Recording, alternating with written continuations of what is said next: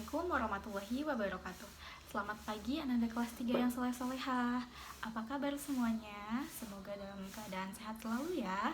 Alhamdulillah hari ini hari Kamis tanggal 24 September 2020 kita bisa bertemu kembali dalam pembelajaran tematik.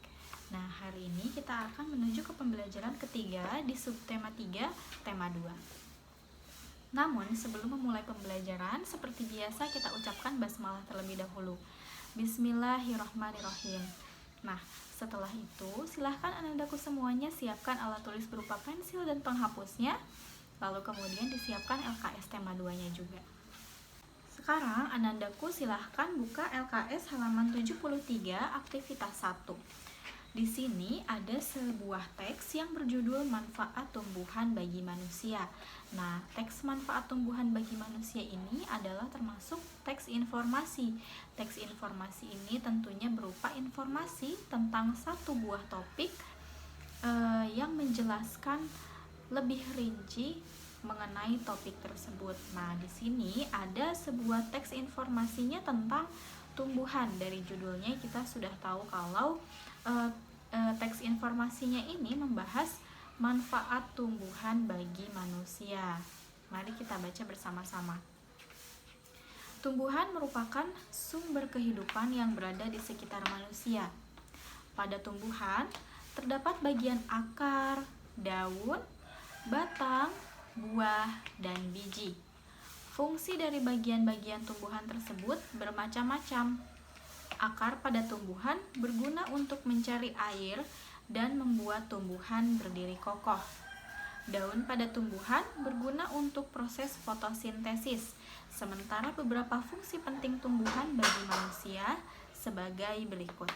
Yang pertama, tumbuhan dapat digunakan sebagai bahan makanan karena mengandung zat gizi seperti vitamin, karbohidrat, dan protein yang diperlukan tubuh manusia. Yang kedua, tumbuhan dapat membuat udara sejuk pada siang hari karena tumbuhan menghasilkan oksigen saat melakukan fotosintesis. Nah, fotosintesis ini memerlukan sinar matahari. Jadi ketika ada sinar matahari, tumbuhan ini berfotosintesis. Nah, saat proses fotosintesis ini tumbuhan menghasilkan oksigen. Itulah kenapa kalau siang hari kita berada di bawah pohon, saat terik nih, kita merasa sejuk berada di bawah pohon tersebut karena pohon tersebut daun-daunnya sedang berfotosintesis dan menghasilkan oksigen. Lalu yang ketiga, tumbuhan berukuran besar dan berdaun lebat dapat melindungi makhluk hidup dari panas sinar matahari di siang hari, seperti yang Ibu bilang tadi ya.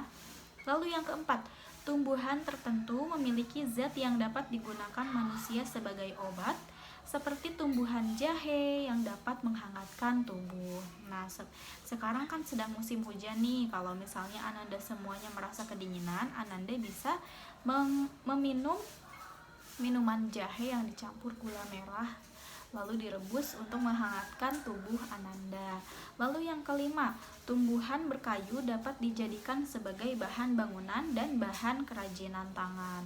Wah, ternyata banyak sekali ya manfaat tumbuhan untuk manusia. Lalu sekarang di sini selanjutnya ada pertanyaan-pertanyaan yang berkaitan dengan teks informasi tersebut. Yang pertama, apa yang dimaksud dengan tumbuhan? Tumbuhan ini adalah berdasarkan teks sumber kehidupan yang berada di sekitar manusia. Silahkan Ananda isi nomor 1. Ibu ulangi jawabannya, sumber kehidupan yang berada di sekitar manusia. Lalu kita lanjut ke nomor kedua. Apa manfaat tumbuhan jahe? Nah, menghangatkan tubuh. Silahkan ditulis terlebih dahulu, boleh di pause kemudian dilanjut lagi ya. Nah, kalau sudah, kita langsung ke nomor 3. Mengapa tumbuhan harus dirawat? Agar dapat tetap tumbuh dengan baik. Itu isi untuk nomor 3. Silahkan ditulis terlebih dahulu. Lalu selanjutnya nomor 4. Apa contoh tumbuhan yang dapat digunakan sebagai bahan pangan? Bahan pangan ini maksudnya bahan makanan ya. Tumbuhan yang bisa digunakan untuk bahan pangan adalah contohnya umbi-umbian dan sayuran. Silahkan ditulis kalau sudah. Kita ke nomor 5 yang terakhir. Mengapa manusia harus menyayangi tumbuhan? Kira-kira kenapa ya Ananda? Kenapa kita harus menyayangi dan merawat tumbuh-tumbuhan yang ada di sekitar kita? Karena manusia memperoleh manfaat dari tumbuhan tersebut. Selain itu juga untuk menjaga keseimbangan lingkungan. Silahkan diisi untuk nomor 5. Nah, kalau sudah, kita lanjut ke aktivitas 2. Di aktivitas 2 ini, kita akan membuat pertanyaan yang jawabannya sudah ada di masing-masing nomor. Nah, seperti yang Ananda tahu, kita kan beberapa waktu lalu sudah pernah membuat pertanyaan-pertanyaan seperti ini. Sekedar mengingatkan kembali, ketika membuat pertanyaan, Ananda semuanya bisa menggunakan kata-kata tanya yang dirangkum dalam adiksimba, yaitu apa, di mana, kemana, siapa, mengapa, dan bagaimana. Pasti kalimat tanya ini selalu diawali oleh kata-kata tanya tersebut. Lalu jangan lupa diakhiri oleh tanda tanya. Nah, untuk aktivitas 2 ini menjadi tugas Ananda hari ini yang pertama. Nah, sekarang kita lanjut ke aktivitas 3. Tapi sebelumnya Ibu ingin tahu dulu di sini apakah ada yang menanam tanaman di rumahnya? Apakah menggunakan pot gantung atau pot yang ditaruh di lantai? Nah, kalau pot gantung, Ananda semuanya tahu tidak kalau kita bisa membuat sendiri loh. Ternyata pot gantung itu dari botol bekas. Ini juga adalah salah satu cara untuk menjaga kesehatan lingkungan. Karena kita memanfaatkan botol bekas untuk menjadi pot gantung ini, itu dinamakan proses daur ulang. Proses daur ulang itu yaitu memanfaatkan barang-barang yang sudah tidak terpakai menjadi barang baru yang bisa digunakan kembali. Nah, di sini di aktivitas 3 sudah ada 3 buah gambar yang menjelaskan langkah-langkah membuat pot bunga gantung. Tugas kita adalah membuat kalimat berdasarkan gambar-gambar tersebut. Kita lanjut ke nomor 1. Di sini Ibu akan memandu Ananda untuk menuliskan langkah-langkahnya. Silahkan Ananda tulis, di pause dulu videonya, kalau sudah baru dilanjut ya. Nah, nomor 1. Di sini ada gambar botol utuh. Keterangannya adalah siapkan 1 buah botol bekas yang telah dibersihkan. Silahkan Ananda tulis dulu untuk nomor 1. Kalau sudah, kita lanjut ke nomor 2. Nomor 2, potong bagian samping kanan kiri botol dengan pola seperti gambar di samping. Silahkan ditulis. Kalau sudah, kita lanjut ke nomor 3.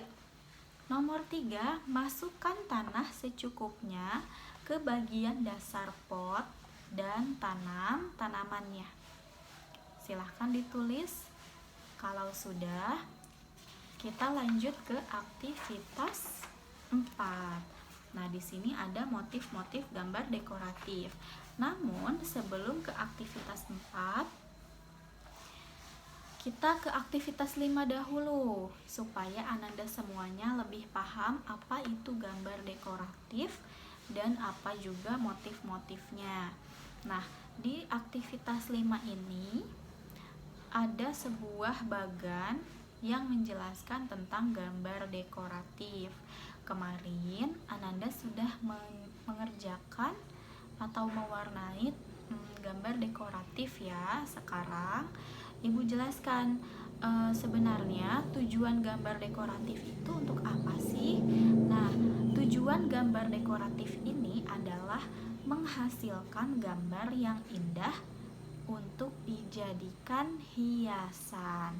Silahkan Ananda isi di bagian kolom tujuan yang di sebelah kiri.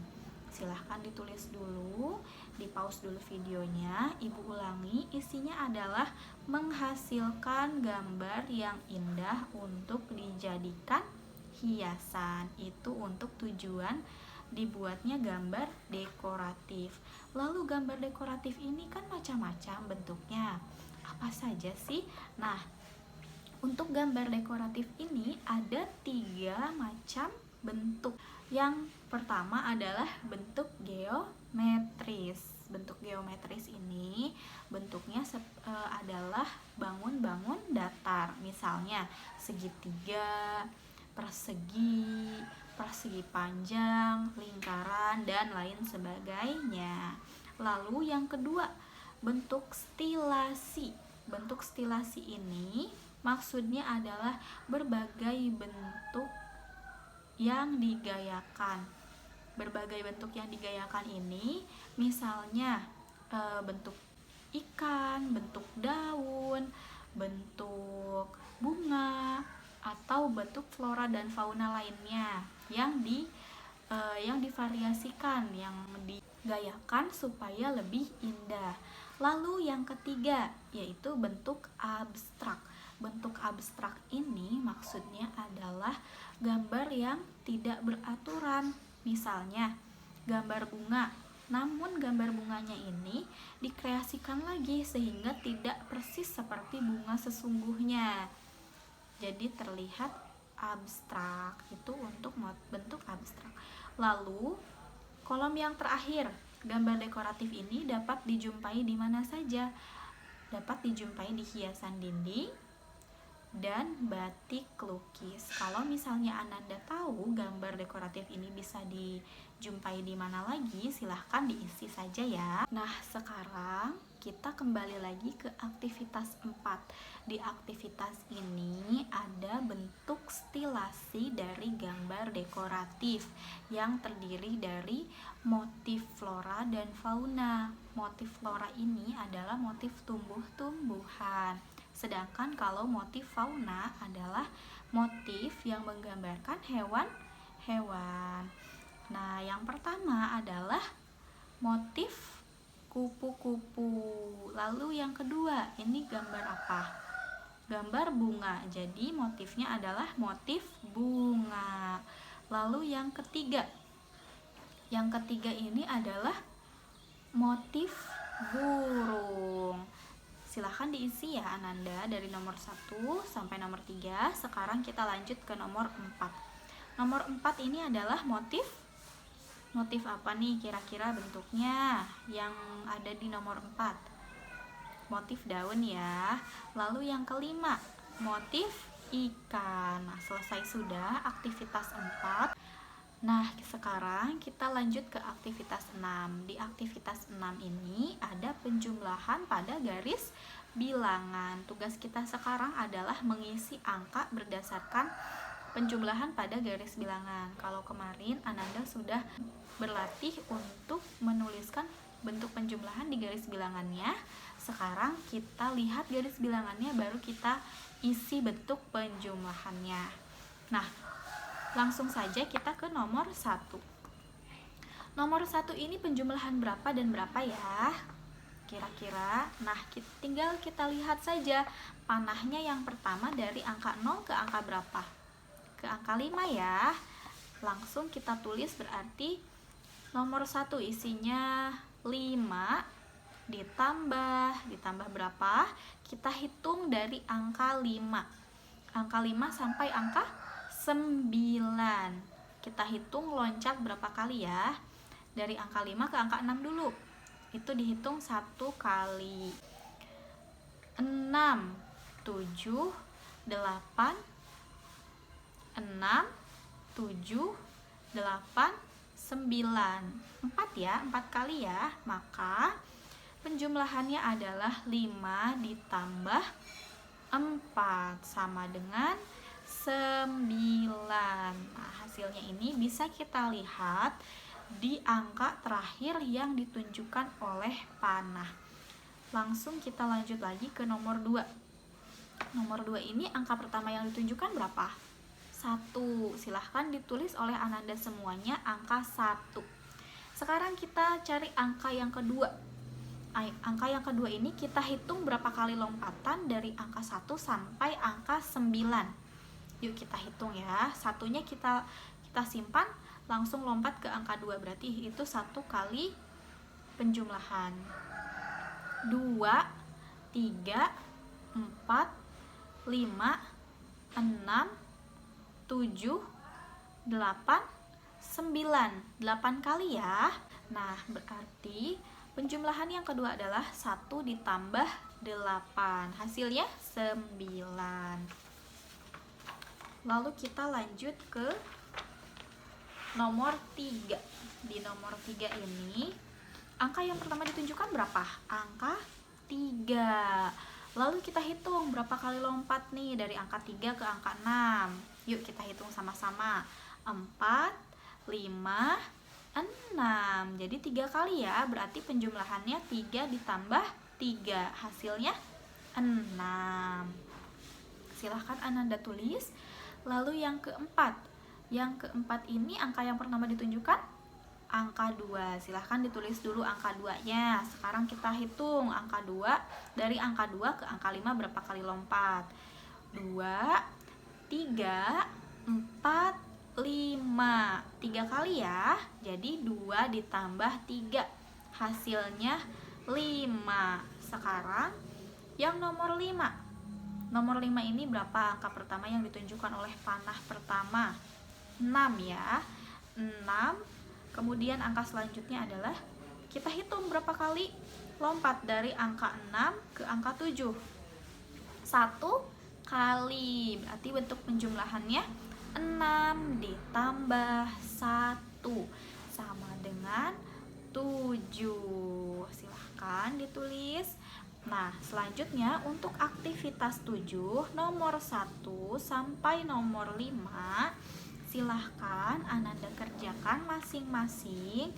Ananda buat dahulu garis bilangannya, kemudian Ananda tulis bentuk penjumlahan pada garis bilangannya seperti yang ada di aktivitas 6. Cuman kalau tadi kita menulis angkanya, sekarang kita menulis garis bilangannya. Silahkan dikerjakan ya. Jadi tugas Ananda hari ini adalah aktivitas 2 halaman 74 dan aktivitas 7 halaman 78. Dikumpulkan di Edmodo maksimal pukul 8. Sekian untuk pembelajaran hari ini. Semoga apa yang kita pelajari hari ini bisa bermanfaat dan sampai bertemu kembali di pembelajaran selanjutnya. Wassalamualaikum warahmatullahi wabarakatuh.